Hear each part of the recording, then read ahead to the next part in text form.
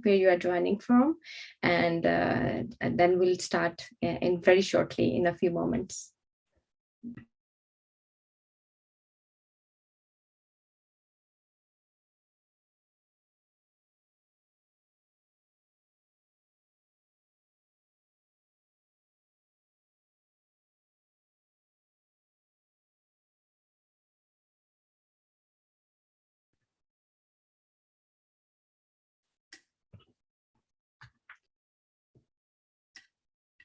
We're just waiting a few seconds, then we'll start shortly. Thank you so much for joining, and please feel to share who you are, where you are coming from, your country, and which language do you speak in the chat box, so we know who is listening to us and who is joining us.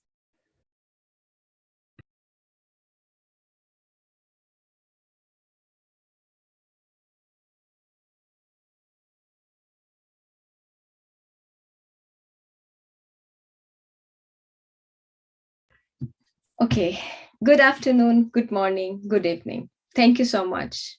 We know we all met ready in the end of the year, end of the week, but we want to make sure before ending this year, before entering to new year, we keep the voice, the importance, work which we are doing, and to know where we are standing and what future we want. My name is Anila Noor. Originally, I'm from Pakistan, and now I'm co-founder of GIRWL, also part of New Women Connectors and Global Refugee-led Network. I'm so happy to moderate this session today. We will hear from our GIRWL members who, where, and how they are working for the gender awareness and the work we want to do. This is a gathering by and for refugee women, which is kind of a response to 60 days of activism. In this gathering, which is hosted by global independent refugee women leaders with the collaboration and the partnership with World Refugee and Migration Council. We really want to make sure to mark the end of 16 days of activism against gender-based violence, but also want to make sure we don't only have this one day, one event, but how to make sure to bring implementation, how we can beyond talking, how we can go beyond awareness raising and to start talking about implementation and accountability. Building on the momentum from the girls event, which we had last year, it was an interactive event where we talk about refugee women unpacking gender-based violence. Today, we will share our outcome as a report and a discussion, and then we will want to say how we want to talk about this. The agenda is very amazingly, we have joined so many refugee migrant leaders around the globe. And the agenda is that we will give a floor to an amazing collaborator, Rosemary McQuarrie, who is a special advisor, World Refugee and Migration Council, and former ambassador of Canada to the United Nations and the conference on this environment. And then will we hear from my colleague, who is also co-founder of Global Independent Refugee Women Leader, a lesbian human rights defender, Andrea, who will give an opening. Afterwards, I give the floor to Barbara, who will talk about and present the report of Unpacking Gender-based Violence. And in this report, we will hear a presentation from her about the report and her finding. And as a reflection to that report, we have gathered an amazing speaker. And after that panel, we will have second panel. And this panel, we will talk about how we can make sure our collective action, commitment to action, and enabling women as a change agent. Again, we have an amazing panel who will talk about how we can become not only change agent, but make sure to create an ecosystem of this change agent process. And then lastly, we will hear a panel who is talk about how we can make these gaps as a connection to each other and how we can fill these dots when we are talking about the climate change, when we are talking about security issues, when we are talking about refugee women leaders initiative. This is about women. It's not about even theme, but this how is affecting refugee and migrant women today. So I will give a floor to the Rosemary and Andrea for the opening remarks, and then I will request Barbara to take on. So Rosemary, please. Well, first of all, thank you so much for that lovely introduction, and welcome everyone. I was thinking this morning, well, another year of the 16 days of activism against gender-based violence campaign has ended, and 2021 demands yet another day of reckoning, because we have to ask ourselves, was it better or worse for women since last year, 2020? And have we made progress since the international campaign started in 1991? And doing the quick math, that's 30 years ago, 3 very long decades.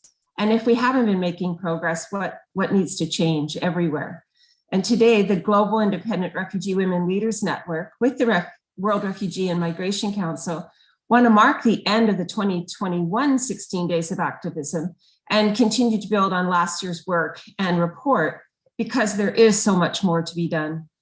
But as we examine the various and tragic and destructive elements of violence against women in unpacking prevention, intervention, responses, and now spotlighting accountability, I believe we also need to keep a very strong focus on the full spectrum, the package that's required of prevention, of intervention, of responses, and of accountability, because these are codependent and they all need to be affixed and addressed. But as we fight for awareness and accountability in service provision, in inclusion, and many other things, we sometimes forget that the penultimate lens for gender-based violence is the systemic abuse of fundamental human rights.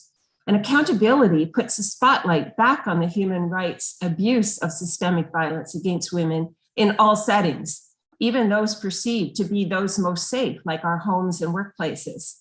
But today, another way we will break down this pervasive and pernicious situation of violence against women is to look not just at place, but person.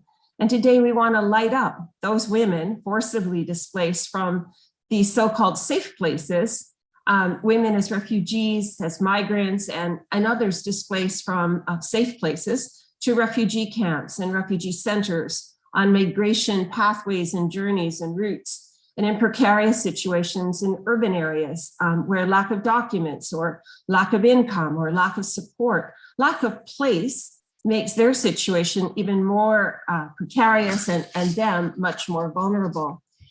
The report, Unpacking Gender-based Violence, was intended to open space for the voices of refugee and migrant women in all their diversity, where they could bring their lived experiences together and to identify those things that they want to have, that they say they need to have, and that we need to provide to protect, to serve, and to enable them to assert their fundamental human rights and hold accountable those who abuse those rights now and who continue to abuse those rights.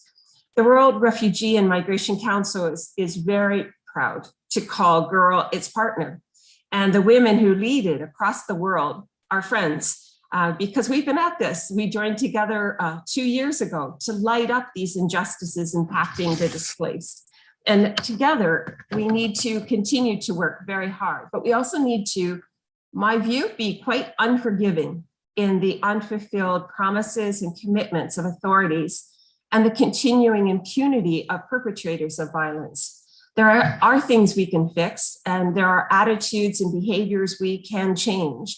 And there are many, indeed many, that we can hold accountable beginning today. So thank you very much, Anila. I'm looking forward to the couple of hours, and I'll pass it back over to you. Thank you so much, Rosemary. Thank you so much. Yes, we want to make sure to create accountability and to make sure we are following. Andrea, over to you. Hi, how are you? Thank you very much for being with us. Sorry that I'm connected from a car, but these Corona times are really crazy. So thank you very much to World Refugee and Global Council to allow us to do this online event. I'm very, very happy to present our report of our last 2 sessions. What I might think what is important about these reports is data that we have collected as refugees, and that's very important that we have the ownership of the data, but also that with the partnership that we have with WRMC, we are allowed also to be the leads in these sort of processes. So I am very proud that from our platform in GIRWL, we are allowing the rest of the women around the world who are refugee, internally displaced, or stateless, having a voice, producing data, but also really take their voice into account to really make recommendation and conclusions that we have in the report. I want to take the time to thank the panel as well that will join us together. As always, we have tried to be as diverse as possible, and that's one other thing that I want to stress out is how from our platform from GIRWL, we are always trying to present the diversity voices, but also the diversity within the concept of women that for us is really a wide concept. So I'm very happy that today we will have women from the LGBTIQI plus community as always. Also, I want to thank the partnership with my colleagues, with the co-founders of GIRLS. And I hope that the people who's joining and who will see this event afterwards recorded, take the time to go really into conclusions and to recommendations and start building up for them. So just enjoy the rest of the panel discussion, and please feel free to contact us whenever you find the time to do so. And kudos for my colleagues who have put this together. And remember, what is more important is that as refugee women, we don't need people to lead us. We don't need people to guide us. We are the ones that are taking the solutions into our hands. We just need equal partnerships as the ones that we have with this partnership that are supporting us today with this online session. So welcome and thank you very much. Thank you so much, Andrea. Yes, we are equal partners and we want equality everywhere. Yes, Barbara, over to you. Thank you very much, Anila, Andrea, and Rosemary. I want to welcome you to this panel. It's about the findings on the report and to sharing the report with all of you. I will briefly talk about it for the ones that hadn't had the opportunity to read it through. We have the report in different languages, in Spanish, in English, and we have it in Farsi, and we have it in Arabic as well. Please feel free to go through it and to review it. It's really interesting, all the findings, and as my colleagues were mentioning, it's made by Refugee, talking about refugee and inspired to share and join through more refugee women's voices. Let me share with you a little bit about the event. The event was having at the center stage refugee, migrant, and forcibly displaced women's voices. As Andrea was mentioning right now, we always try to have representation because for us, diversity representation, but also intersectionality is fundamental. We cannot presume to represent refugee women's voices. We want the voices themselves to be heard. And that's why for us was very important to have women from different regions in the whole world, from different continents, but also women coming from rural areas, from main cities, women coming from indigenous backgrounds, LGBTQI, different ages, to have elderly women, youth, and that representation for us is really important. And as I mentioned, intersectionality was important, and we were really fortunate to have it to guarantee it during that conference. So the voices and the resume that you will see the summary from the report are coming from all of those voices. It was important also to mention for us different forms of violence. Usually gender-based violence, it's portrayed as sexual violence and physical violence. And those are two really important ways of violence against women. But we want to go further because symbolic violence, psychological violence are also really important to put on the table, but also economical and patrimonial violence. And it was important for us to develop different panels to be able to focus on each of those different forms of violence. Then talking about gender-based violence to women in all of this diversity and intersectionality was important, but we couldn't ignore the fact that we were living in a pandemic moment. So we understood that this was the pandemic within the pandemic. because the situation of being forced to be inside of four walls for a lot of women worldwide meant to be locked down with their aggressors. And for GIRWL, it was really important to put that on the table. Let me share now some of the interventions that we had. If my colleague Chasa will be so kind to go to the next slide. Thank you very much. Yes, this is part of what we were mentioning about the conference. And then some of the findings. It was important to recognize that violence is not something that is magically happened to women, and that it was something on the sphere of the space, but it was committed by perpetrators. And those perpetrators were coming from their own homes, the homes of the women, but also from a political, a social, a religious, a cultural sphere that is enabling this to happen. And we were talking about these enabling systems that are so forgiving with the perpetrators and so punishable with women themselves. It was important to recognize also during this conference all the barriers that women had to talk about the violence that they are facing. One logical barrier that went through different panels was the language. But the language can be overcome if there's enough information or where to go to talk about this violence, where to talk about the perpetrators, who to talk about it, what's the best way to do it. So some of the barriers besides languages was barriers of cultural background for women, and they feel that they could not talk about it, or they were not allowed to talk about it, that they will be punished if they talk about it, the lack of accessible information for them in their own languages and for their own diversity, where to go in this new home country, where to talk if the ones that committed the different forms of violence were authorities. That was important to recognize as barriers to access for help. Then the limited opportunities, and that came several times when we were addressing the economical and the patrimonial violence. And it was really important to hear women saying that because of the patriarchal system, forcing women to be the carriers all the time, caring for people, when they were invited to do some work, it was on a voluntary base. Whereas men, their partners, their brothers, their sons, and their fathers were paid to do that.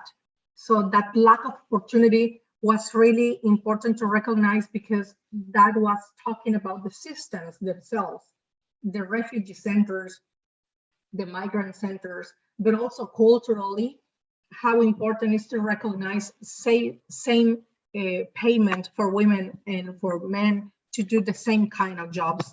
Even if you are a refugee, migrant, forcibly displaced, or local in some country, we understood hearing all these voices that regardless of those situations, women are still being the one with less opportunities and less payment. Then the length of the impact. The length of the impact about being survivor of violence, having faced violence in different moments of your life. It is very important to acknowledge that it's not going to go away when the aggressor stops the violence itself. But if you don't receive proper accompaniment and justice for the situation you have gone through, the length of the impact can be for the rest of your life. And how important it is to recognize that women need to be able to speak freely and not with any kind of guilt, because women, we are not the ones that we were perpetrating the violence, but we are survivors. Finally, I want to share some of the conclusions of the report and how our panelists mentioned how important it is to redesign the systems and to have ad hoc approach to respect the intersectionality, to respect the diversity of women, that it cannot be the same approach to have a woman coming from Latin America, coming from an Arabic country, coming from an African country, coming from the North European country, West European country. If culturally is not the same, the approach cannot be the same. And how important it is to respect the intersectionality. It can never be the same to talk to a woman of 48 years old to talk to a woman of 14 years old. The centers must be different, the approach must be different, the language must be different, and how important it is to have this approach for different women, accessible information in different languages, but also in symbols for the ones that cannot understand the Hart language.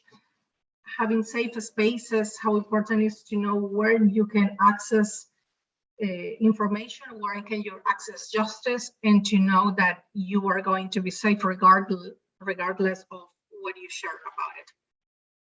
How important it is to prevent victimization in different stages of the process.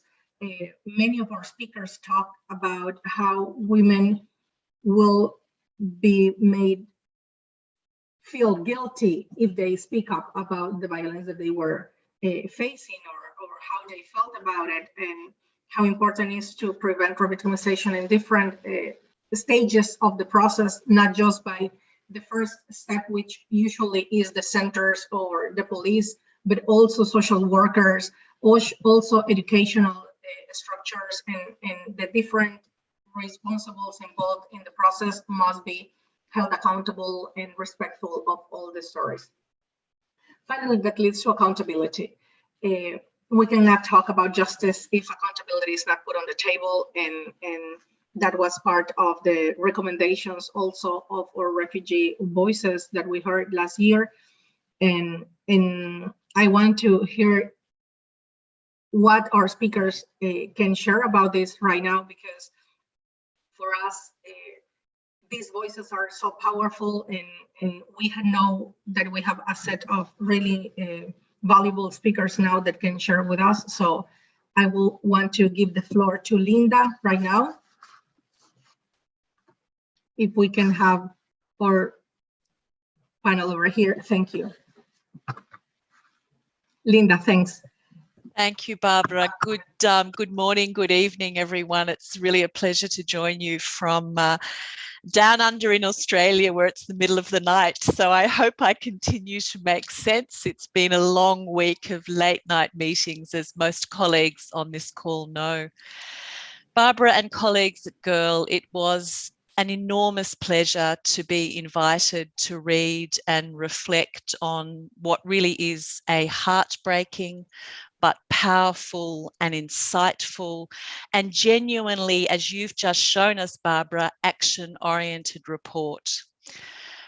First-person accounts of the survivors of rape, sexual violence and abuse are never easy to hear or to read, no matter how many times, from how many women and in how many places one hears them.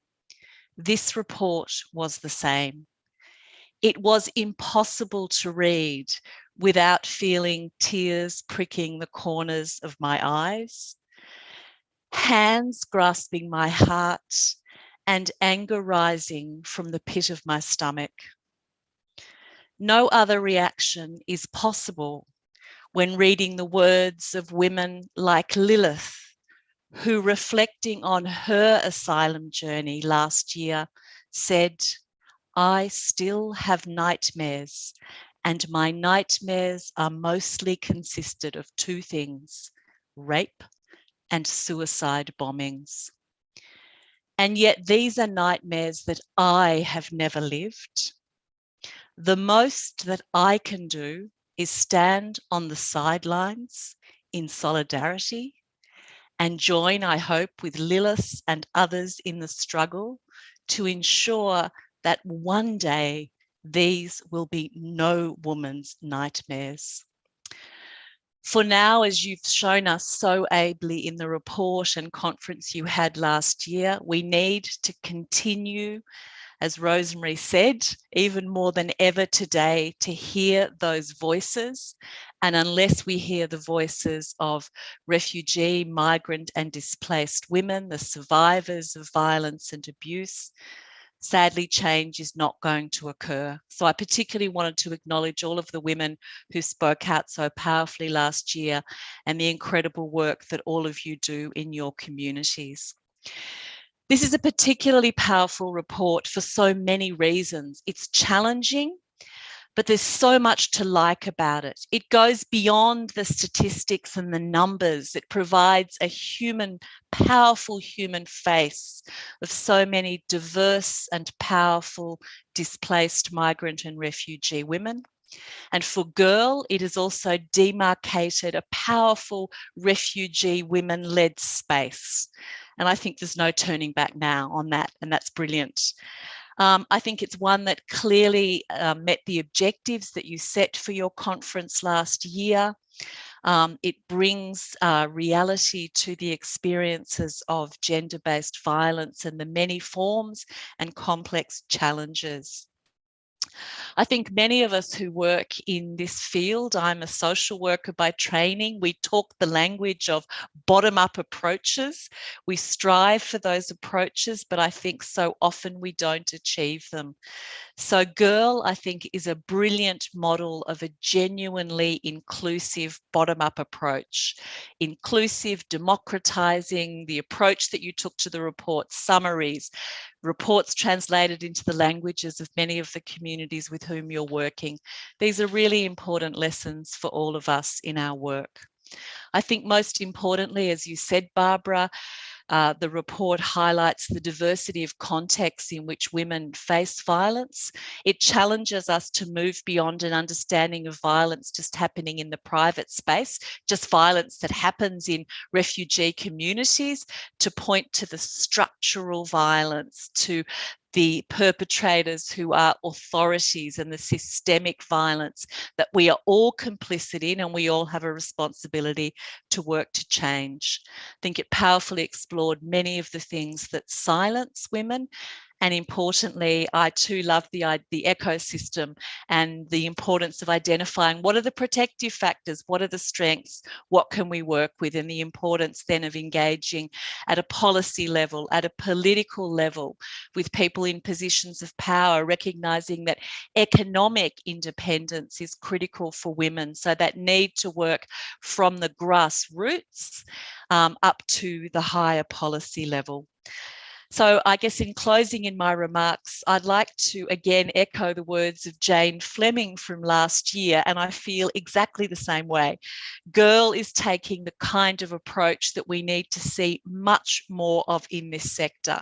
I'm delighted to be invited as a guest, someone I hope who can provide some support from the sidelines, but not, as Andrea said, as a leader, but someone who can learn from your leadership.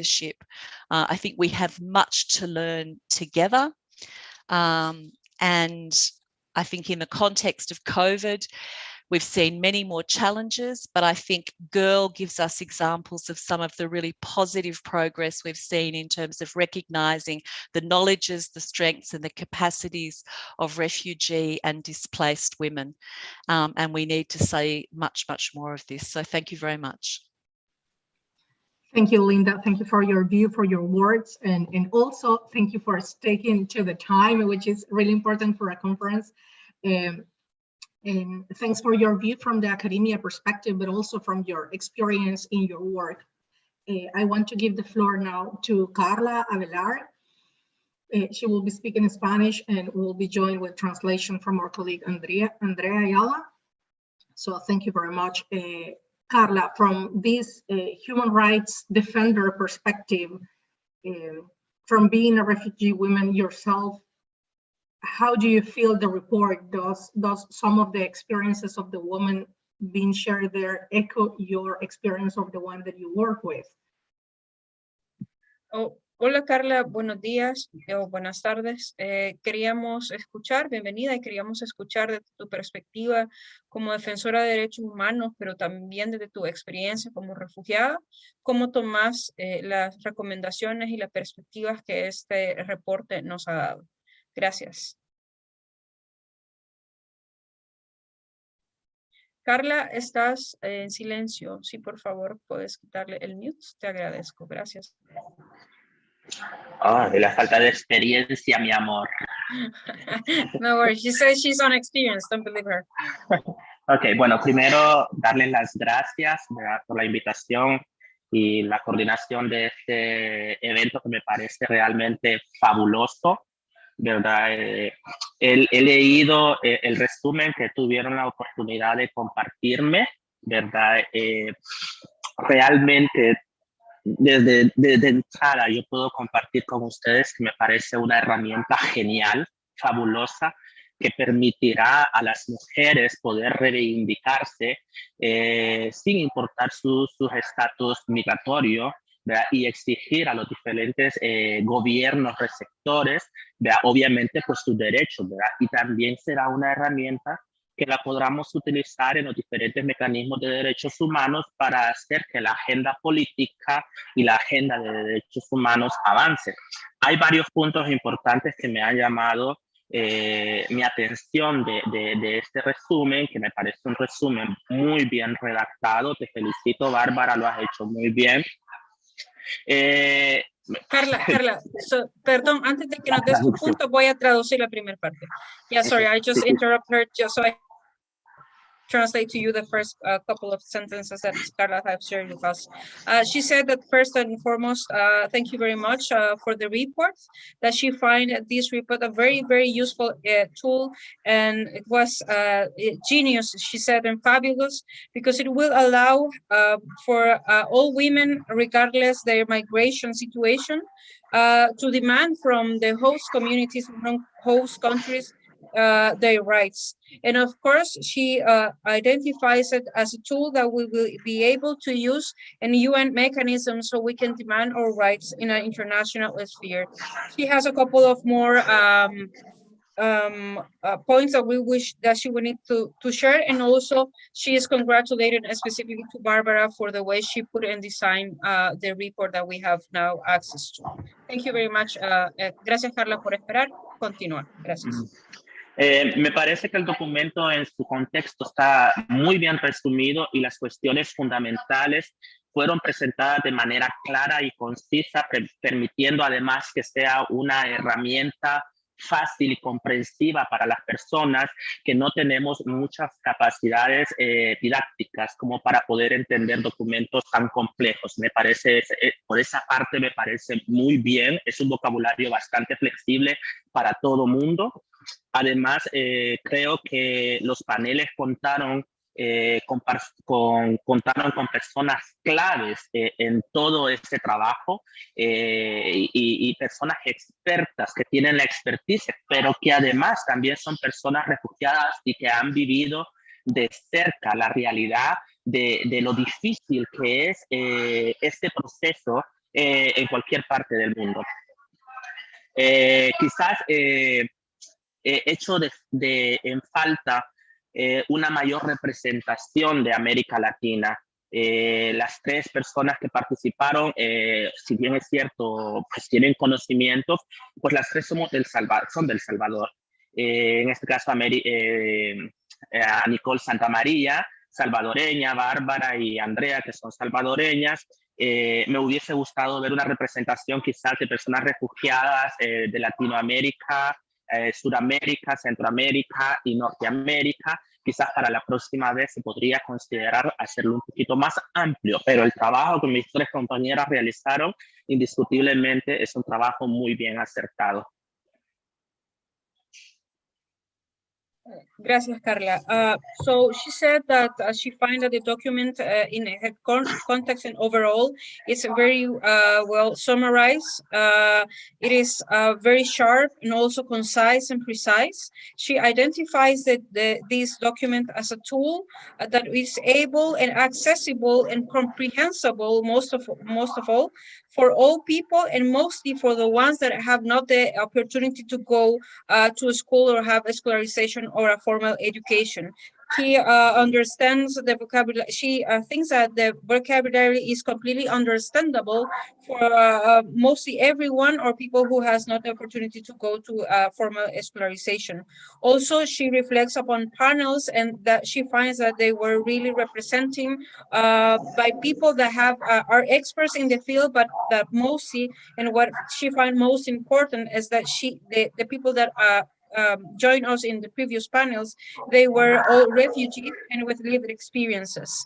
In regarding to some constructive opinion that she has regarding and feedback that she's giving us as girls is to have more representation, and that she misses more representation from Latin America.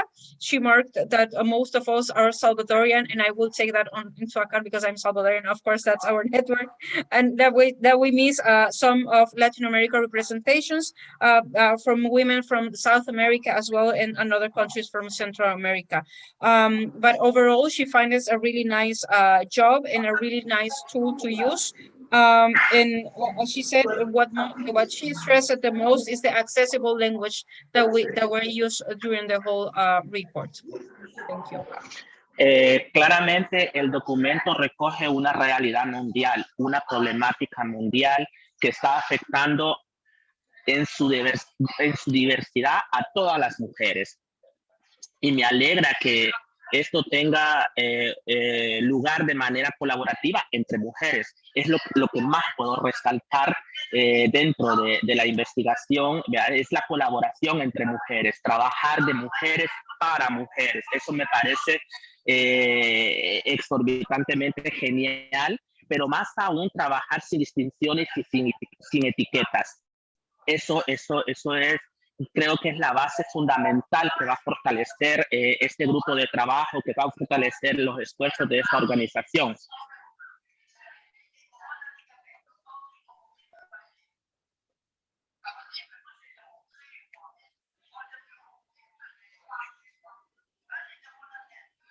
Andrea, you are muted. Andrea. Sorry. I noticed. Thank you, Cara, for giving me the time to translate. The document reflects upon the most it reflects upon the problematics that are real and are affecting in a worldwide perspective, and it is affecting mostly to all women and all women in our diversity.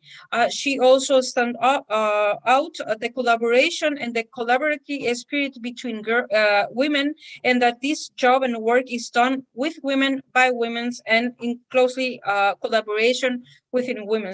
As we know, that is one of the most difficult things to do thanks to patriarchy. Also, she remarks that it's really important that this collaboration was done without any distinction or using any label upon the women that participate in. That she thinks that this is the fundamental pillar in which upon GIRWL and any working group or social effort could be up in a place where all women are recognized in all diversity.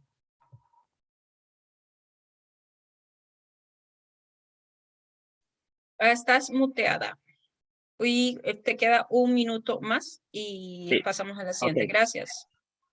Bueno, pude identificar claramente dentro del panel número 3, abordaron la necesidad de comenzar un trabajo con la empresa privada, pero creo que el involucramiento de la empresa privada se trata claramente en el panel 3, que en las recomendaciones pero creo que en las recomendaciones podrían haber tratado el tema de una manera más explícita en referencia al empoderamiento económico de las mujeres vía una conexión con el sector privado. Este es un tema que hay que explorar Una estrategia sería involucrar en eventos de este tipo a mujeres que trabajan en el sector ya.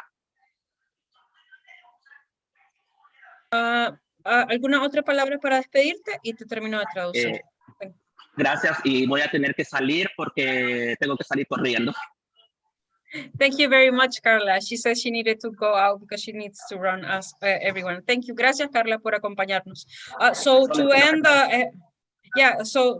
her intervention, she said that she identifies in the panel number 3 that we had in our past session, how clearly we were trying to make the connection with the private sector, which she finds one of the fields that it's needed to be explored, that the private sector should be more explicit, more explicit in their recommendations, but she thinks that we need to make more reference regarding livelihoods that women can have through the private sector collaboration. And one of the ways that she finds we can do this is by having panels or panelists, sorry, that are already women that are benefits or already work in private sectors and who are also refugees. Thank you. And she now will say some goodbye. She's saying bye because she needs to run. Okay, gracias, Carla. Igual, bye. Gracias, Carla. Gracias, Andrea, por la traducción. Thanks, Carla. Thanks, Andrea, for the translation. And now I give the floor to Fatma. Good afternoon, everybody. Thank you for giving me the chance to be with you today, maybe to speak on behalf of women refugees. It's a region which has known, I think, since 2011, a huge number of women and girls, asylum seekers, refugees, displaced, and this you all know. So I'm also glad to give my side and my insights on this very comprehensive report. And thank you, everybody, for that. So just my reading, when I was reading, I felt some anger. I felt some anger, and I wanted to tell the people who were either providing testimonies or even you being part of this wonderful gathering, that the status of being a woman, a refugee, or an illegal immigrant, or stateless, undocumented, whatever, is by no way chosen. It is mostly forcibly imposed, and we are all aware here, of course, here and maybe elsewhere, of the reasons and the consequences. So we have to agree on this. We have not chosen, women have not chosen at all to be in that complex situation, degrading situation. Women in general, I'm speaking about my region, but also about it's universal. Women in their home countries endure all forms of discrimination.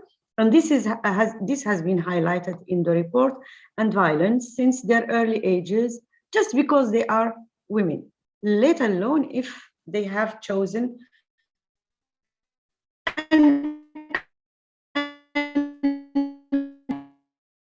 conventional, out of the box. And this I heard a lot in the testimonies, LGBTQI women and girls, they are more targeted, more persecuted, and more sexually harassed. So while reading these testimonies, I felt certain distress, I felt this despair, but also resilience and commitment, but not by no means coping with the realities. So resilience here has nothing to do with coping with the reality, with their realities. The testimonies, even those who were speaking about very sad stories, they were speaking in a way that there will be a future, and they are committed to change, to create the change. So the report shed light, of course, through different testimonies on women refugees, journeys in camps or in host countries. And here I will make a pause. I don't like to call them host countries. Most of the time they are hostile countries. So countries which cannot protect women and girls who are seeking help, countries who cannot provide dignity and the minimum of basics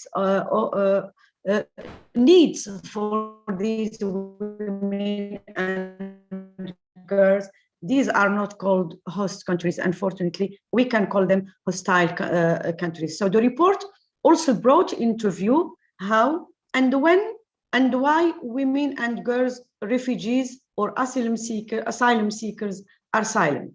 They don't share, they don't report, they are frightened to speak. This is what we understand from the report.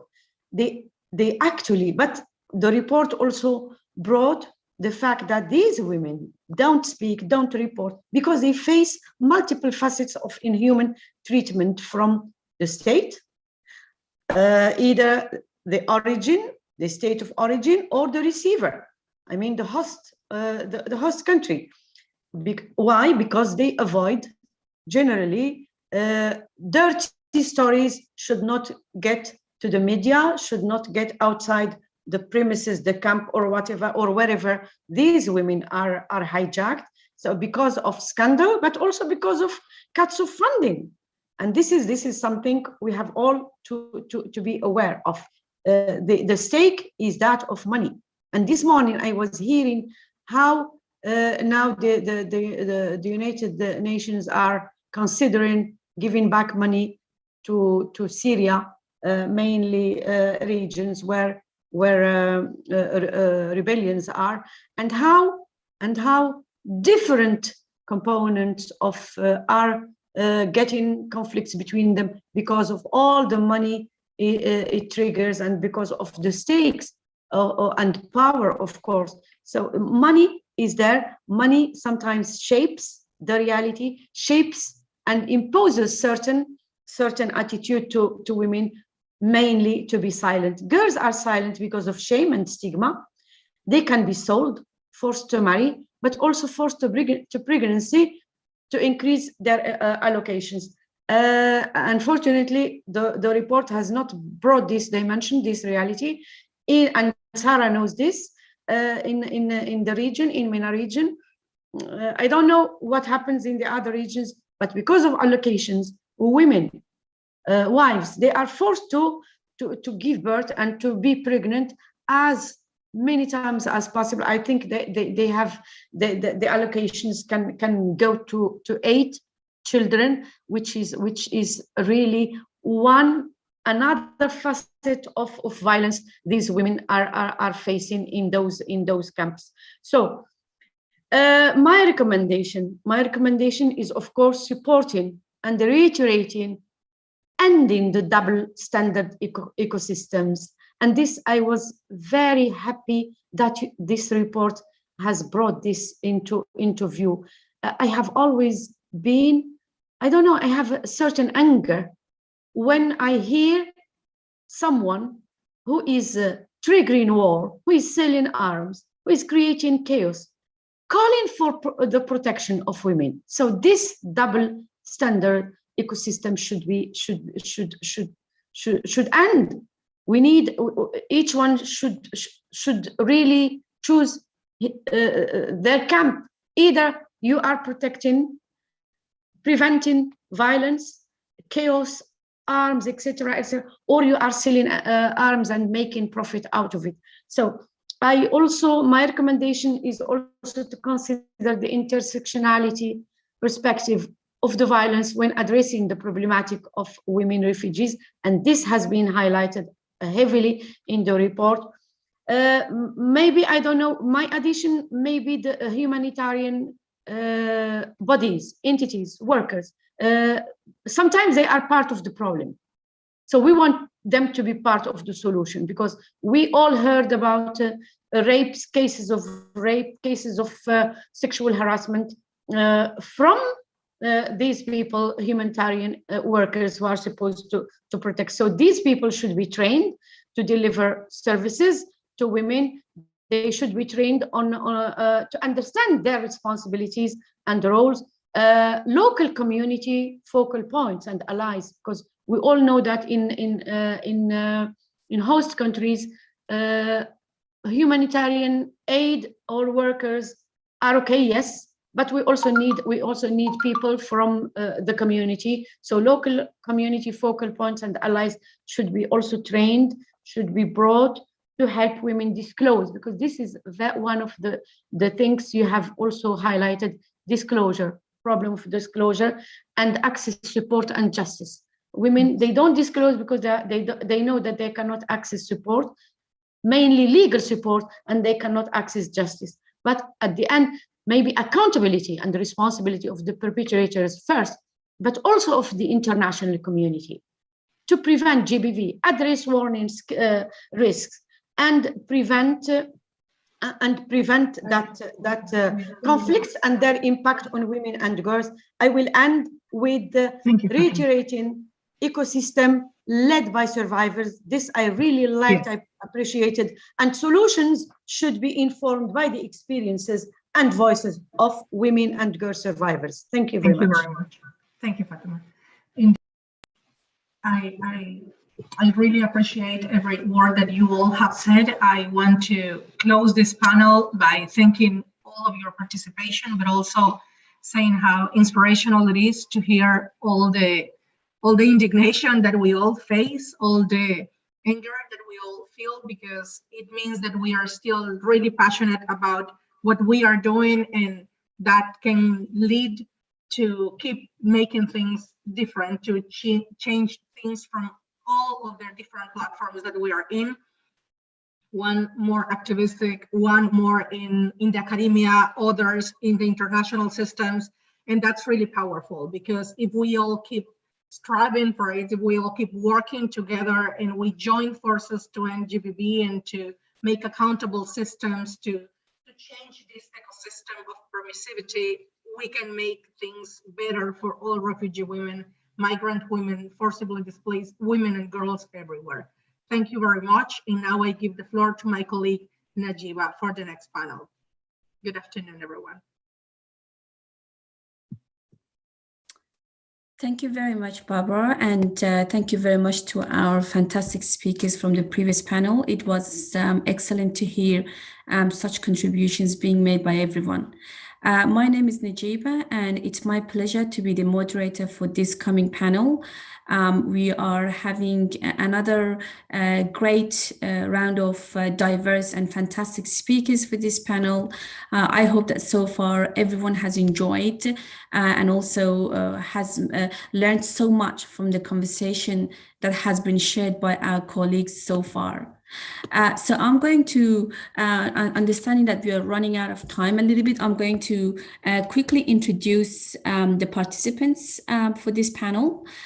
We have with us today Amina Hersi, the head of Gender Rights and Justice Advocating Campaigns and Engagement from Oxfam International. Then we are being joined by Jacqueline Hart, Senior Director for Strategy, Women's Refugee Commission. And then we are going to be also hearing from Naima Isa, who is the Co-Chair Advocacy, Policy and Research Committee, Youth Against Slavery Movement. So as you can see, we have two fantastic women who are going to join this panel. The way this panel will run is actually, we're trying to have much more of an interactive conversation where I will be asking the speakers a question. And for those of you who are interested to hear more or have any feedback or comments or questions, once again, I would like to encourage everyone to use the chat function box to either share your comments or feedback, or as you hear our speakers. So with that, I would like to call upon our first speaker, Ms. Jacqueline Hart. And again, it's a very great pleasure to have you with us today. We know that everyone has been quite busy, especially from the UN agencies, understanding that the high-level official meeting has just concluded. So I can imagine how busy everyone has been with that engagement, and also knowing that we are going towards the Christmas and New Year. So we sincerely appreciate the time and the commitment that each and every speaker has put into this important event. So we're going to Jacqueline Hart, and with that, I would like to ask a question to you, Jacqueline, in relation to, as you all know, you know, in this event, in this session, we really want to talk about, you know, from commitment to collective action, enabling women as agents of change. And for that, we really want to hear from you, Jacqueline, in terms of how can collective action enable systemic change and ensure that women are centered and enabled as agents. Thank you so much, Najiba, and thank you to GIRWL and to all of the amazing speakers. It is truly a privilege to be invited to participate. And I also want to congratulate you. Thank you, Barbara, for the excellent presentation, and congratulations on the research.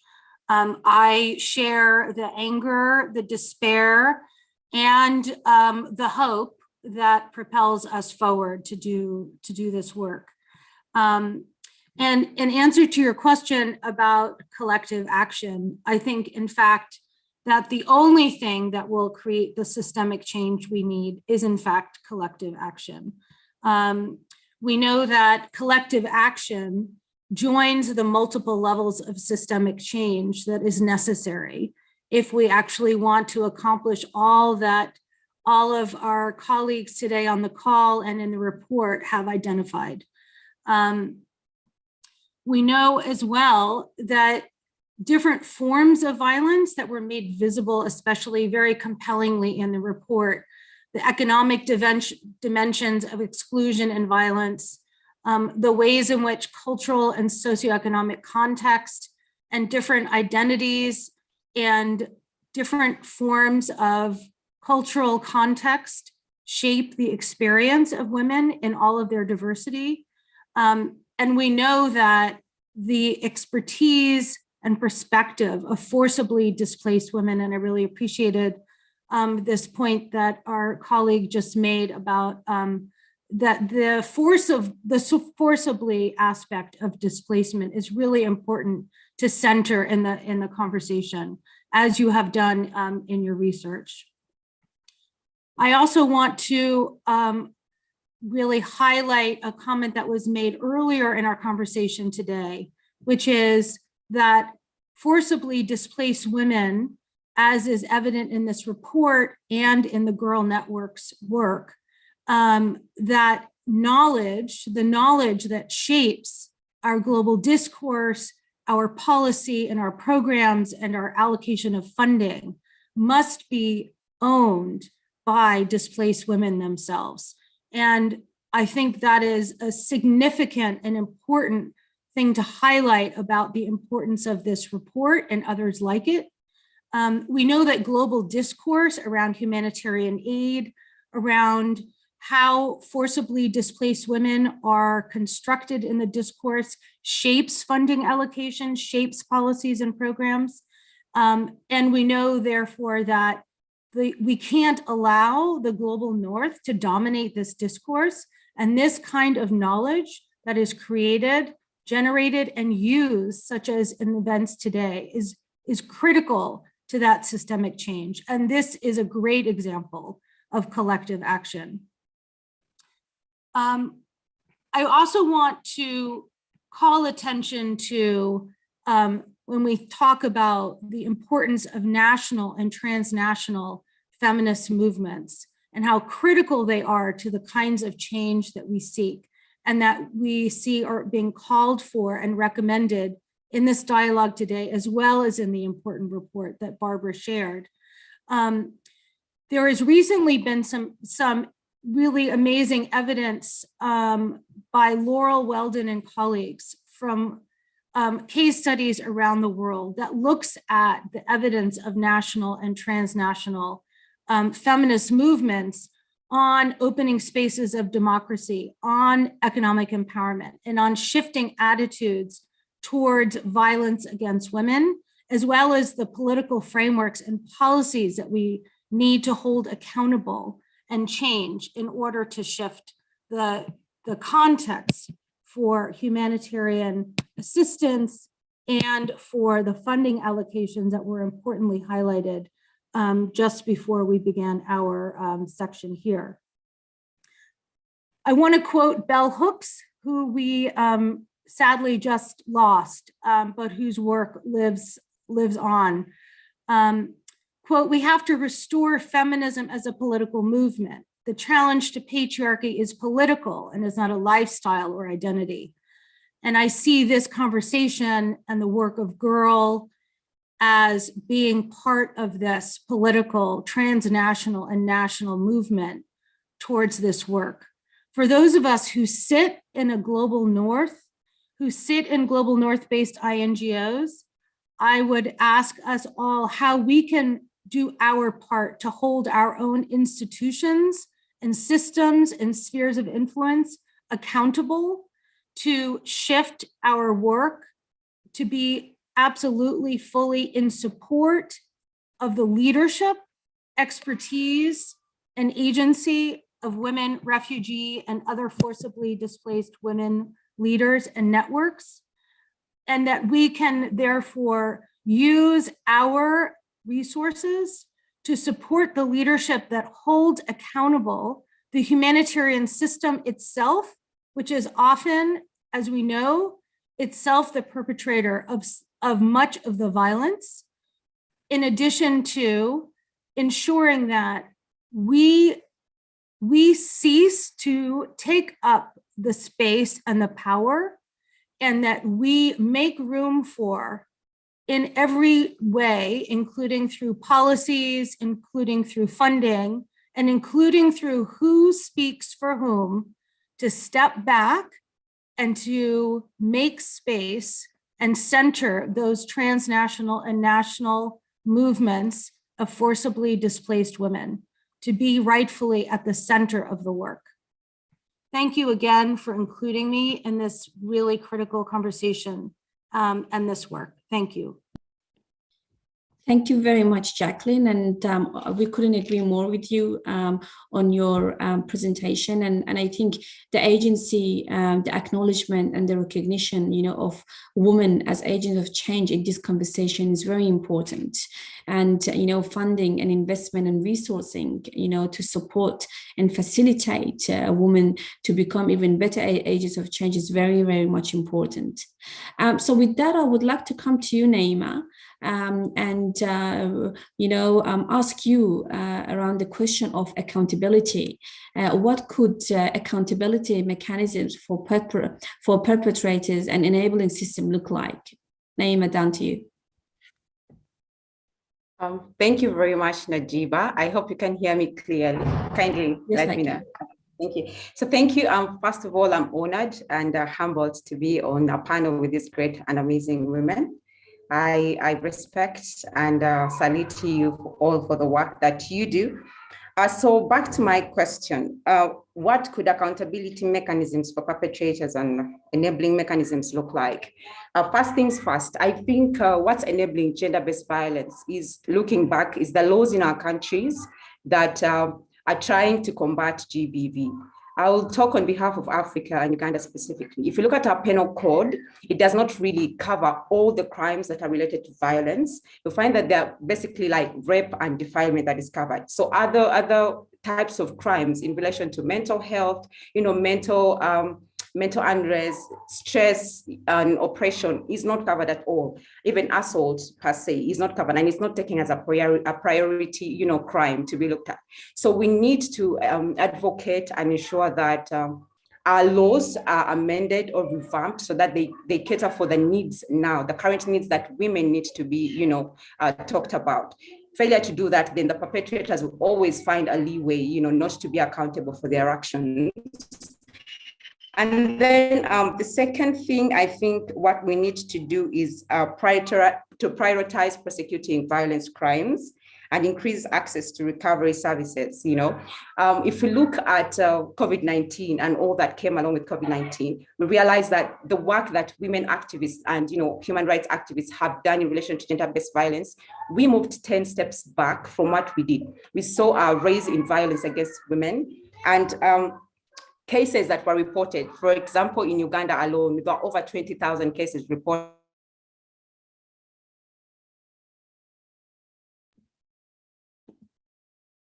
Naima, did we lose you? It's probably her internet.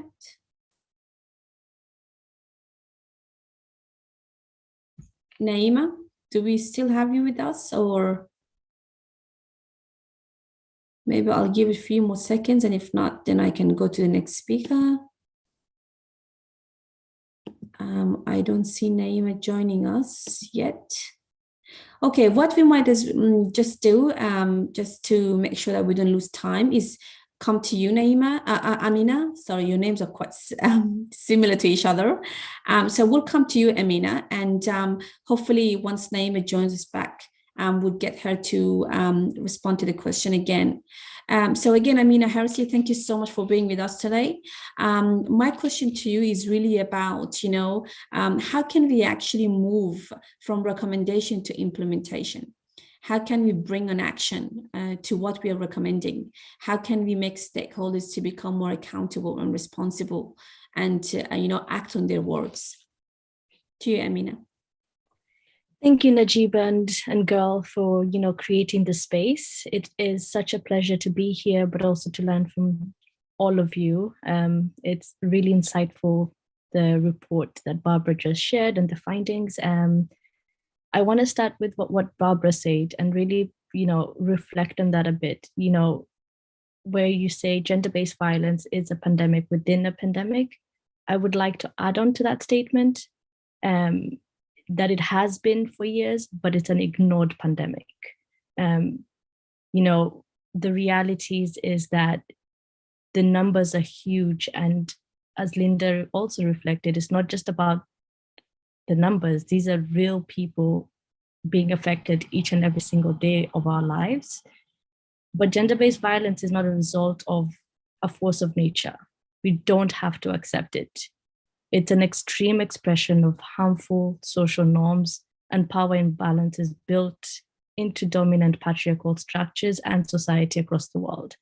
And that is one of the biggest challenges to why we still see it as rhetoric and not implementation. There are several challenges that we face when it comes to implementation. And one of the things is that we see most people don't prioritize GBV. It's overlooked and put aside as a personal or private matter. There's last year, the UN, about 146 countries declared support to prioritize action against GBV during COVID, but only a handful actually followed through. We saw that they had funded only 0.0002% of 26 trillion in the coronavirus response towards GBV prevention. That for me shows, the inaction, the apathy, but also the lack of prioritization. It also is ingrained in patriarchal structures, and without changing those, we will not see change across the board. And again, we know this so much, but data is such a big problem. It's such a big gap. And we've seen that it is actually possible. Without lack of gender disaggregated data, GBV is not collected systematically across the board and across the globe. And that for me is one of the main reasons that we are not prioritizing or know where to start as governments, where to put money, where the intervention should be, how they should be. And, we've seen it with COVID and how they've actually collected data on everything and how they've then backed up with resources, with investments, with services because of this information. So without that evidence-based, there's a really huge gap. For me, I think for us to move from rhetoric to implementation, it starts with all of us. It starts with government. It starts making sure that they have the political will to change harmful social norms, redistribute power, invest in violence prevention in the response, and ultimately doing everything to achieve real change and live a gender-just way. And I think that would then have a trickle effect in how we see, the distribution of power, ensuring women are in leadership positions to design, to lead in the response and prevention plans. We will see how, and this can also translate to things like, thinking through economic empowerment, financial independence of women, and then also the direct needs and realities of women refugees, for example, are taken into account holistically and across the board, from the beginning to the end, and also just the between and the in-betweens of the journeys as well. The second is really emphasizing on a more coordinated and comprehensive multicultural response that enables survivors to access effective and quality services. This will address survivor-centered approaches, looking at access to healthcare and transformative education, laws and policies, safety protection, safety nets, and access to justice. By having that will, it trickles down and you see the positive impact. And a few governments already are doing this, and you can already see the changes already. The third is really, channeling direct funding to refugee-led organizations, to women's rights organizations, to feminist movements already leading this work. They're working so hard with little to no funding to support survivors and to end GBV, whether it's through awareness, whether it's through policy change, whether it's through just having support services and health services as a one-stop shop for many women and girl survivors. And then lastly, really prioritizing the data. If we have data, that will inform GBV preventions. It will inform the interventions. And I think having really to prioritize these areas, we can start seeing change. But it starts with political will. It starts with wanting to shift the systemic imbalances. It starts with all of us working together to hold governments accountable, holding our families accountable, holding our communities accountable for the injustices that are perpetrated when GBV, through GBV. Thank you. Thank you very much, Amina. And I think I couldn't agree more with you when we talk about data and how much we actually lack that when we talk about, the issues of women, the issues of sexual gender-based violence and all of that. I can see that, unfortunately, we have Naima back. Great. Okay, Naima, we're going to come down to you again. I hope your internet is better now. Would you mind taking the floor again? Okay, thank you. Sorry, the network over here is really horrible, so we tried to cope up, but those are the challenges. Like I was saying, before I jumped off, I think we need to prioritize prosecution of the GBV cases. We should make them as important and priority as possible, and not focus on cases that really don't make an impact to the lives of women. Like I was saying, for example, in Uganda, we do have sessions, special criminal sessions and special election petition sessions, but we've never heard of special GBV sessions. So we need those, looking at the fact that there's so many cases of violence that are being reported in the country, and there is nothing that they can do about it, because partly it's the laws are not speaking to the different, crimes of violence. So if once that is done, it will be an accountability as to book for their actions. Then the other mechanism I think we can look at is the reporting mechanisms need to be streamlined. Many victims and survivors of violence do not know where to go to seek help. And if they go, they're risking to be re-victimized or are being stigmatized because of what they've gone through. I'll give a good example. In a case I worked on, a lady was assaulted, and when she went to the police, asked by the police, do you think that's special, not to be slapped? And I don't think any woman is supposed to go through that. If I'm coming to the police station to report a case on, violence. And also, if we look at the process on how to seek for redress in cases of violence, it's really hectic and humiliating in the process.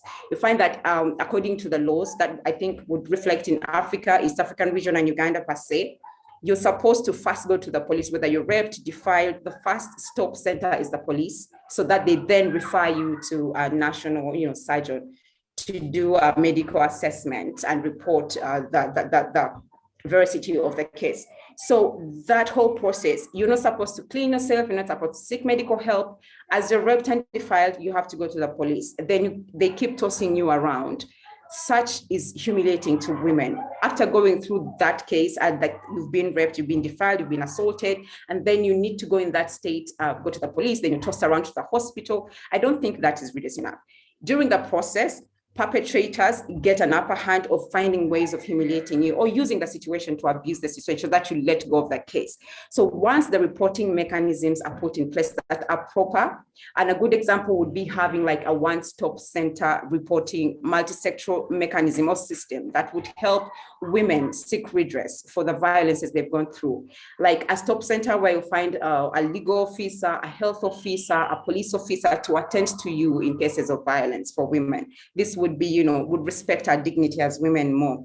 And also to have proper and effective representation of female staff in key service provision areas, that women go to seek redress from. I wouldn't feel comfortable about how I was raped or the rape that I faced as a woman, yet it's a man who did that. I wouldn't feel free to speak out and say how the process or the procedure went through.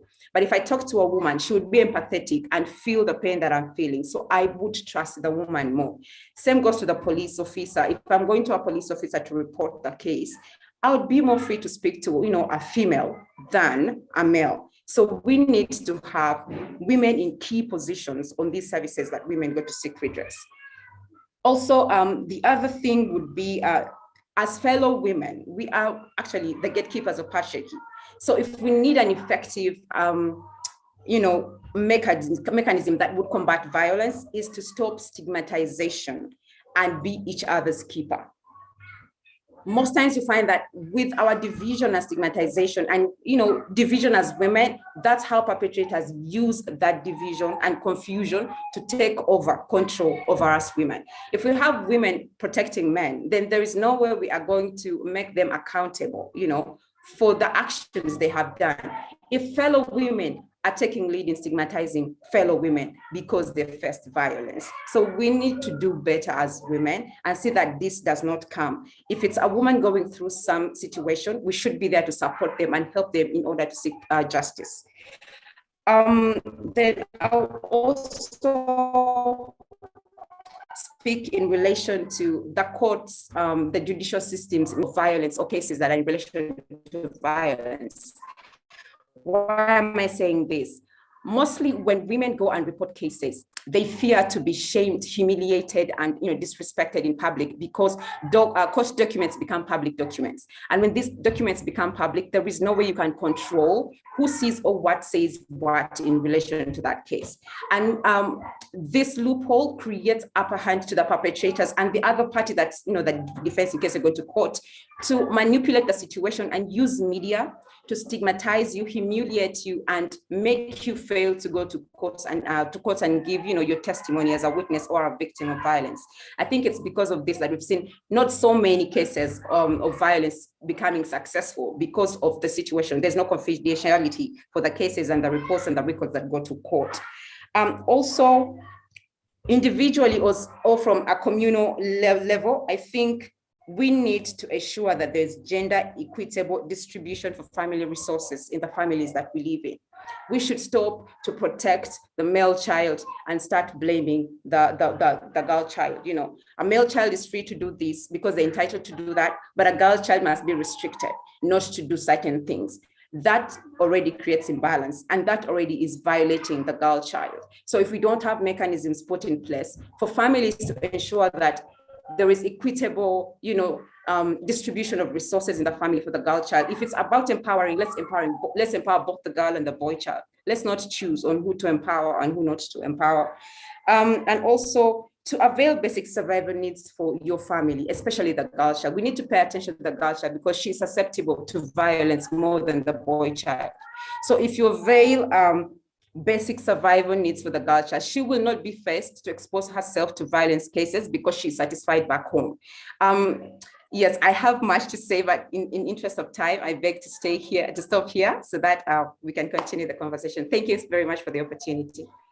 No worries. Thank you so much, Naima, for your fantastic presentation. I couldn't agree more with you when you talk about the victimization, the stigmatization, and the justice system and all of that. It's just so important, you know, that when we talk about empowering refugee women, you know, to access leadership, especially when it comes to violence, that they are supported, you know, by the family, by the community, by the external stakeholders, and it goes through. I really think that we do have one question that has come through, but I just need to check whether we do have time for that question to be asked, or do I need to go to the next panel? Anila, do we have time for that? We have hardly few minutes. I think yes. Sure. So then we need to wrap up this panel. And again, I thank all the speakers for joining today's important event. Let's give them a virtual round of applause for their excellent presentation, everyone. You can either do virtual or physical. Thank you. Thank you. Thank you, Anila. Thank you so much. Thank you so much. Thank you so much. Thank you. Thank you, everyone. Thank you so much for this second panel. And during this panel, we talk about and listen about collective action and how to make sure we need to advocate for the systematic change, and how we need to recognize the systematic barriers we are facing, and how we can make implementation. Thank you so much, Najiba, for moderating this session. So I will be moderating this last session, and this session, it will be a mix of everything, because tomorrow it will be International Migration Day. And previous week, actually this week, we had a high-level official meetings, which just ended. And we're talking about, everyone is talking about how we can make systematic change, how we are bring social change, and how we need to talk about climate change, how we need to talk about conflict and peace, how we need to talk about safe pathways. But everything, we as a refugee woman think our issues, as women issues, our gender issues comes as a second thought. So this panel, I will ask my panelists how we make sure when we are talking about future themes, when we are talking about change, we bring and keep focus women as a center of the attention, not as a second thought. Thank you so much for my panelists. So I will be joining by amazing panelists. My first panelist, GIRWL Hangi. She's a refugee advocate. She's living in Kenya, and she's from Congo, and she's a co-founder of Refugee Artist and an author. And she's recently become a fellow of Refugee Study Center as a researcher, and she's an amazing advocate, climate change and gender justice. And the second panelist is Juang Khaidini Williams. Apologize if I pronounced your name wrong. You can correct me. She's joining us, and she's a head and global communication services with UNHCR. And when I was reading your bio, it was so impressive. It's more than 27 years you are working with the UNHCR, and you have been working in so many different countries. And so welcome to this panel. And just lastly, Siran Khalili, who is an organizational psychologist and deputy, and she's working with the Peace Champ, and she's also working very closely with us in New Women Connectors as a young connectors. She will be talking about the peace. So I will go back to my panelists, because as I said, we really want to make sure when we are talking about the events, not to only talk about one day, but how we can go beyond, and we bring future all together, and we connect these dots. So I will start with GIRWL. GIRWL, climate change is a really issue, and we all are aware, but how we can make sure when we are talking about the climate change in future, we bring this gender-based violence issues there, because everything which is happening or happened will affect more to women, refugee, girls, stateless, and for the people from the gender and different groups. So GIRWL, what do you think, how we can make sure a woman stay in the center of this discussion? GIRWL, over to you.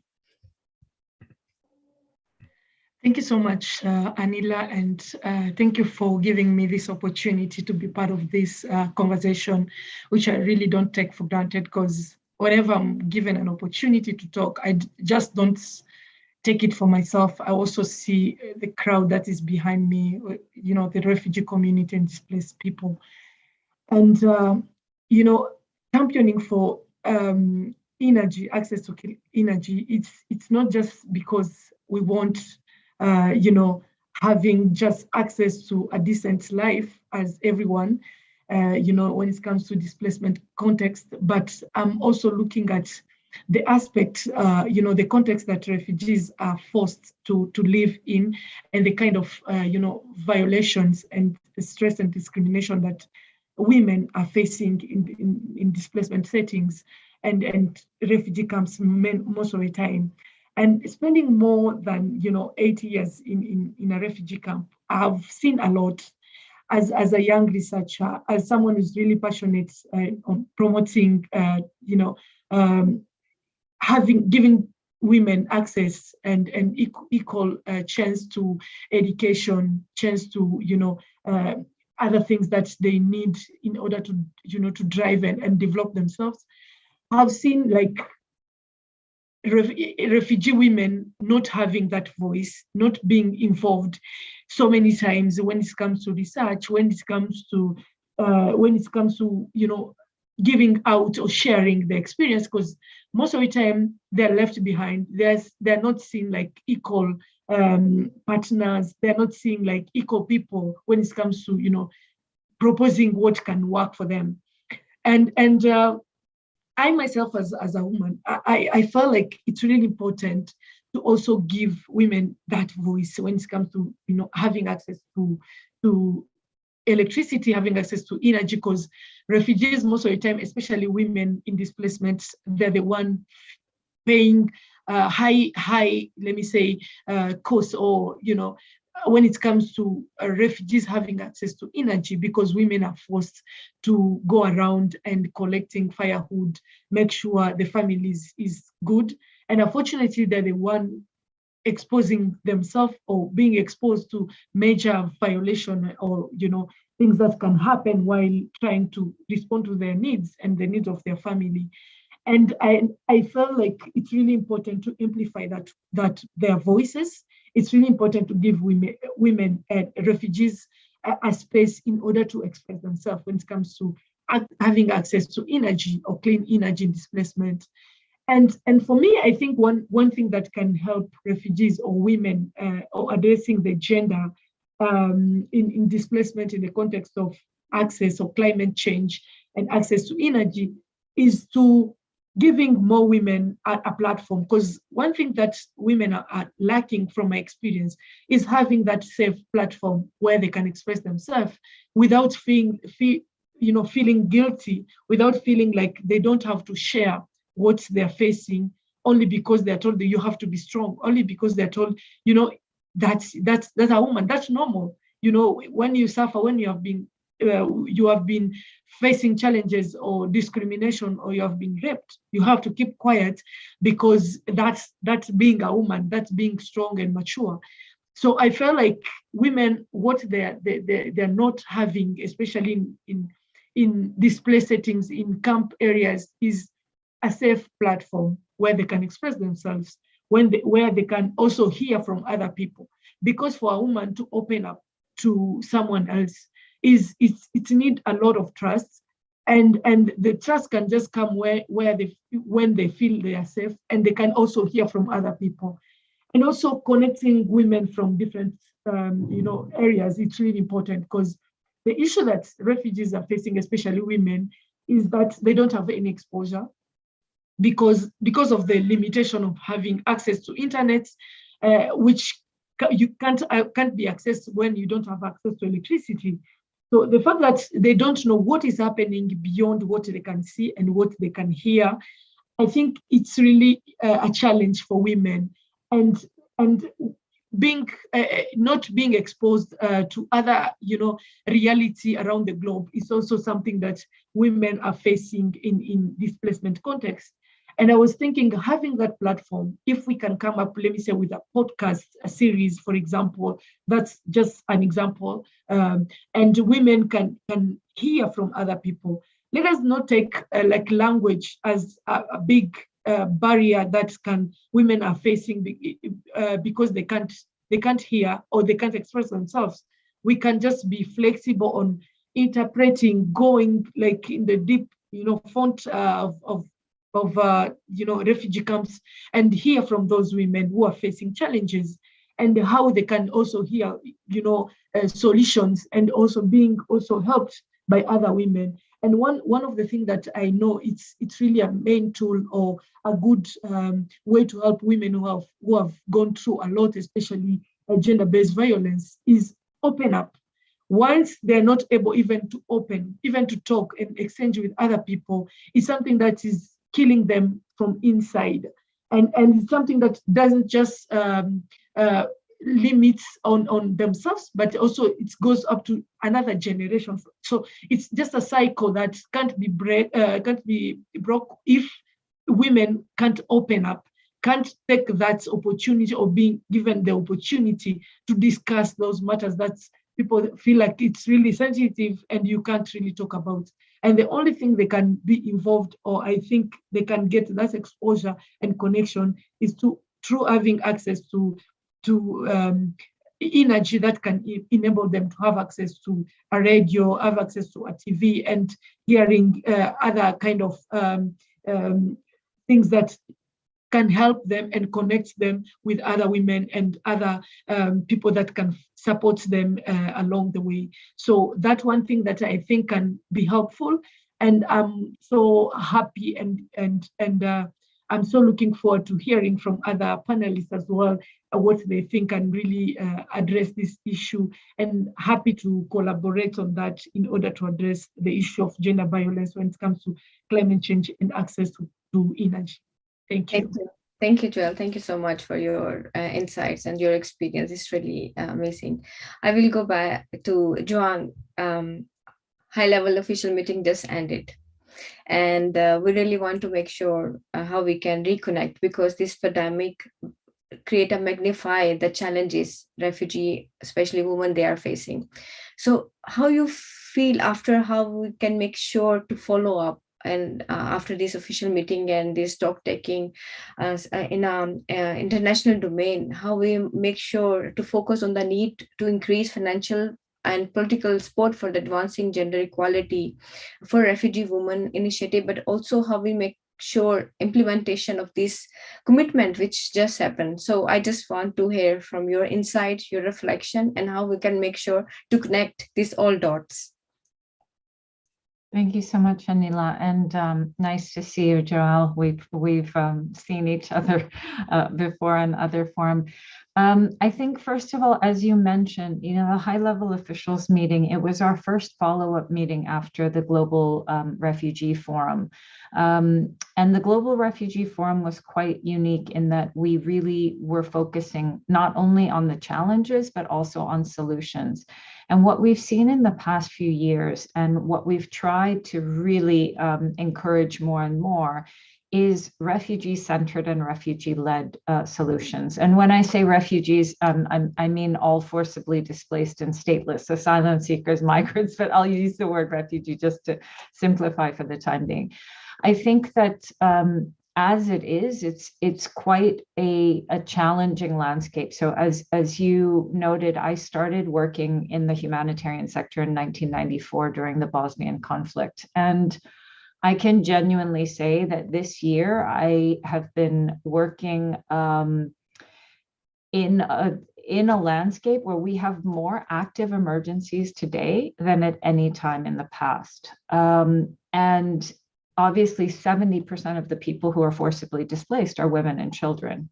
So we are talking about not only greater exposure and risk for them, but also the effects that it will have on future generations, on their longevity, on sustainability. And that's obviously largely impacted by climate as well. Among those countries and those populations that are most affected by climate change, it is, 4 out of 5 of the top countries that are most affected are on the front lines of displacement as well. So, and then you add to that, the deadly mix is COVID. And what we've seen with COVID is that with every 3 months of lockdowns, we have at least 15 million girls and women who are further exposed to gender-based violence or to risks, especially with intimate partners. And then you add to that the effect that that COVID has had on a girls' education. So there was a report that came out with research from the Malala Foundation over the summer. And what they found was that 50% of the secondary school age girls who were not going to school, I mean, as was the case for everyone, my children include everybody's children practically. There were about 1.6 billion children around the world who weren't able to go to school or access education for a certain period of time. But fortunately, many were able to go back. But secondary aged girls in particular, particularly among displaced populations, the estimate was that half of them would not go back to secondary school even when the schools were able to reopen. This also means that a lot of these girls are going to be at further risk of child marriage, of gender-based violence, of sexual violence.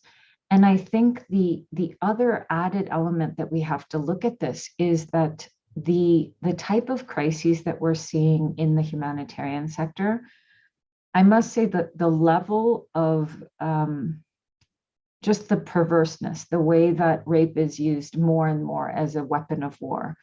This is impacting entire generations. The first crisis that I worked in was in Bosnia. I was there when the enclave of Srebrenica fell. I was there to actually support the women and the children that had escaped. And of course, even back then, I would hear horrific stories of rape and gender-based violence. The type and the scope of stories that we're hearing today from places like Ethiopia, from places across the Middle East, they are absolutely horrific and they are systematized. And so I think this is why refugee-centered and refugee-led solutions are so important. And in UNHCR, we have really made this commitment. And even, for example, in my division, which deals with all of the global communications, we now, all of our communications products, we actually have refugee advisors, or we co-create with refugees all of our products. And I think that in itself is just the way forward. So I'm very glad to be part of this conversation. Thank you so much, Joanne. You really mentioned very much the need which we'd heard from last 2 years when we started GIRWL. And the reason starting of the GIRWL, we really want to pin down the right question from the community, from the perspective of girls, refugee, women, LGBTIQ, so we can gather the right questions with the right answers. Thank you so much. This is really needed. Sedan, I will come to you because conflict created so many effects on refugee and migrant and women and the girls. And the recent crisis we witness again in Belarus and especially in Afghanistan, we see the importance role which women are playing in the peace negotiation and they are doing, especially young girls, they are involved and they are getting more affected by this crisis. So you have been involved advocating to be involved in the peace negotiation and to bring the peace. So we would like to hear from you what you think is missing when we are talking about the peace solution with the feminist lens, with the intersectional lens. What's your insight and how we can avoid that when we are talking about peace solutions? Sedan, over to you. Thank you so much. It's a pleasure to join you from Oslo, Norway. A true pleasure to bring the perspective of youth. As youth, we are always in need of support and appreciate being included in spaces. I want to thank the partnership and for highlighting youth for being listened to, and that is always possible to make change. And every small step we take guides us to our next one. So as youth, we are the next generation of peacemakers, and we are on the way. But I want to start with that what stands out for, especially for refugee women and gender equality when it comes to peace and security, is that there is a high level of lack of security and personal threats for even participating in any official peace negotiation. Being in this situation, as mentioned previously today and also in previous panels, is that being a refugee is not a choice you make. It's a situation you fall into without having any control of your fate. You have no control of your circumstances. And when it comes to peace and conflict negotiations, the first civilians that feel the violence on their skin are most often women. And many refugees have fled, especially refugee women, fled due to different reasons. And many have also taken refuge due to losing their freedom of speech and for using their voices and for standing up for their rights. There has been a lack of political will in international, regional, and on national organizations, in mediation teams to promote and include refugee women as local mediators and to build capacity for peace. And each refugee has we all paid a large price for safety and a safe haven in the new host country one comes to. And what is seen here is that what often happens is that the security many women face is that what they're losing is when they're being actively involved in peace negotiations, they also need to take into consideration all the other factors of their lives which they might also lose. And that means also the lack of representation. For example, why don't we see more women, refugee women in these spaces? It can be because of the not feeling the security, not feeling that it's a safe place to be, because many women who are in these situations perhaps have gotten a situation where they cannot feel freely. And also it's encouraging that we are so many here today, but I always encourage everyone in any event to always bring with them a friend, take someone with them to these events, because it's not necessarily that refugee women know that there is even a space like this, or that there are communities where refugee youth can gather together. So it is so important that for youth, that it's provided information at hand.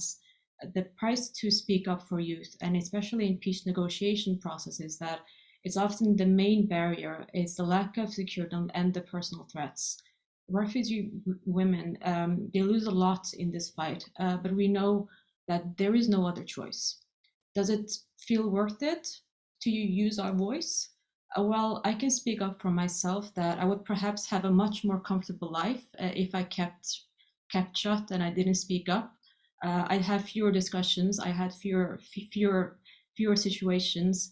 But I want to highlight that our values as youth, and especially youth refugee women, is that when our freedom of speech, when we in peace situations and peace processes, our basic rights, needs police security, when women had to live under protected identity, even in European countries and in many other places, we have a situation where it's not only about the refugee process, but it's about basic human rights.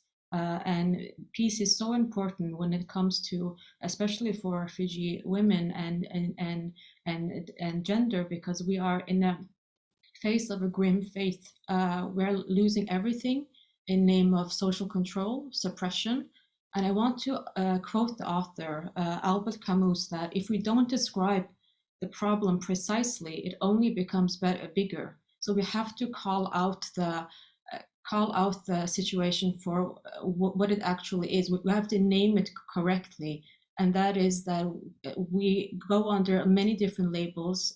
There lies a huge responsibility of calling our rights out to politicians, and more women are living under permanent protection in European countries. So how many more do we need to have living under these such permanent protection programs that countries can tolerate? So maybe we need to start solving the problem. As youth, we have very much of a enthusiasm, but we must fight for a place at the table and to be proud of it. We can't buy into accusations of that being as youth, we it's a label, but we can define what that label means. So traditionally, participating in peace negotiation processes aim often for having a seat at the table or to gain power. But with that experience for youth especially, young people have the ability to influence peace processes.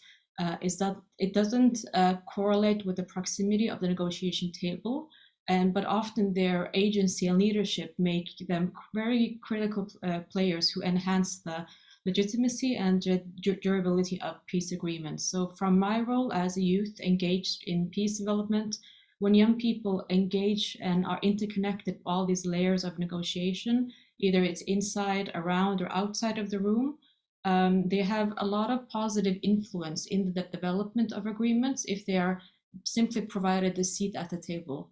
And so I would say that my recommendation is that I would mention one of the main lessons is to prepare the ground being offered for youth to be open and secure spaces where one can exchange information and share experiences. The protection of young people's fundamental rights, including their physical safety and civic spaces, is a prerequisite to increase also the recognition. A lot of progress has been made to advance the youth and peace agenda. However, the country implementation is essential to have a meaningful impact on young people's lives.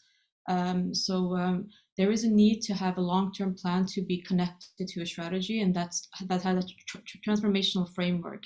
So closing up my remarks, I hope these events can be a lighting point for youth to keep motivating and to know how much we are reliant on this generation, but also on the next generation of youth to take us forward in the future. Thank you so much. Thank you, Sarah. And you really highlighted the important part, meaningful participation, to make sure we are part of the discussion and the solution as a partner, and how we can keep advocating for equality. Thank you so much. I saw a question in our Q&A bar. There's a question and with tag Alak Hazan, and this question is that to all the speakers, do you think that there is a now donor fatigue and possibly compassion fatigue, as the value of the conflicts and problem is overwhelming and for the international community? So what are the critical elements of the support for refugee women that you want to see addressed by the Western countries? So I would like to ask my panelists who like to answer this question. Maybe Zhuang, would you like to take this question? Yes, of course, Anila. And just in case others wanted to contact me, my name is Chung Ah, but I understand it's a very complicated name. I think indeed there is quite a bit of donor fatigue, as I mentioned, that just the level of needs that we have and the competing needs that are out there are all very great and compelling. I think what we're definitely trying to do in UNHCR is look also at not only just the government donors, which are a key part. Obviously, they are the basis for most of the funding for humanitarian and development work, but also really pulling into it the private sector. Because so much of this is very linked as well to livelihood development and just making sure that things are sustainable. So I'll give you one example which touched upon what GIRWL said, as well as some of the issues that are raised by this question. So we have several places around the world where we've partnered with a private sector. In this case, for example, it was the IKEA Foundation who set up solar farms for us. And the reason they did that was for a number of reasons, but it's mainly protection and energy based. So it has to do with climate, of course, sustainability and energy. It also is because so many of the women and girls have to go very far, sometimes by themselves into dangerous situations that put them at risk of gender-based violence. So if we can provide electricity rather than them having to find wood for cooking stoves and other things. And then the second part of that is that it also does help with making sure that girl students in particular can stay in school, and it creates jobs which then are carried on for generations. Thank you so much, and really apologize again for pronouncing your name wrong. I would like to request my two panelists, because we need to wrap up the panel. If you have any main as a takeaway for our audience, yes, GIRWL and then Shiran.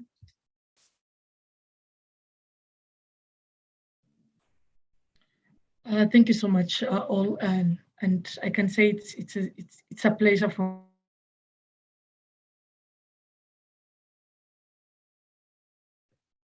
seems like we have a technical me and a learning process. Can you hear me now? Yes, we lost you for a few seconds. Okay, sorry, I think it was a network problem. Yeah, I was saying it's this event has been very helpful to learn more, especially from the reports. And there are so many things that I think has to be addressed, and having such kind of platform where women are, finding themselves talking about gender-based violence in displacement context, and for all displaced people, it's an opportunity to raise not just awareness, but also to see how to tackle some strategies on how to resolve the problem that people are facing. And then I think the best investment, or the takeaway that I can say, the best investment, especially for displaced people, is to invest into them, because they can also, they're well placed to respond to some of the issues, actually the critical issues that they are the one going on. So thank you so much for this opportunity, and happy to be part of this again. Thank you. Thank you. Thank you. Seran. Thank you so much again, and I can only just re-refer what GIRWL was in on. It's been such a pleasure, and it's been such an important topic. And I would say the key takeaway is that we need to all remember that this is not only about such an important topic, such as coming here together. That has even much more of a value as well, because it will spread the messages that we take away with us today. It has this effect, and this effect is so important because it goes way beyond where we see it. And so one of those rare things which I always appreciate is that in these events, coming together and knowing that I am not alone in this. We know that there is much more of us out there, and that these things are important, despite that these are very emotional topics. I take away that this was emotional topics. It touches you on such a higher level. As a woman, I could absolutely relate to all of the panelists who talked today, and I think hearing us all together, it just has a tremendous effect. So thank you for having me, and also gathering all of us to this space. Thank you. Thank you so much. I will like to give a floor to Shaza Al-Rahawi, who is also co-founder of GIRWL. And thank you, everyone. Thank you so much for the panelists. And from my side, I really want to make sure we at GIRWL, we will do more to link this all discussion together. We will talk about mapping gender-based violence, about peace, about how we can make sure we are investing and we are giving the more visibility, whatever theme it is, we want to make center by refugee and migrant women in this discussion. And Shaza, over to you. Thank you, Anila. Thank you. And I don't know how I have to start my closing remarks after all these amazing, marvel speakers who cover everything almost, who talk and touch maybe our heart by their speaking and the points that they reflected to.